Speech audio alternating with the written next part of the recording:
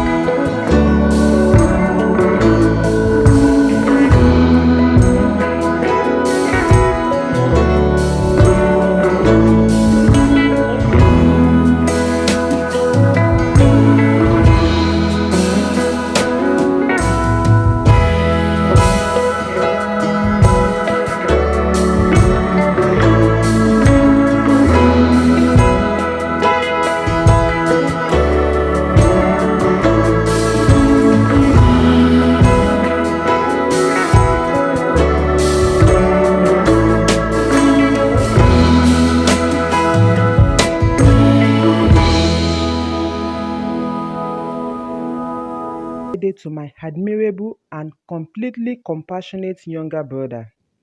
Let me use this opportunity to thank you for being a huge backbone to the AY brand. Your 40th birthday means endless opportunities and infinite chances for even more growth in your business and all that you do.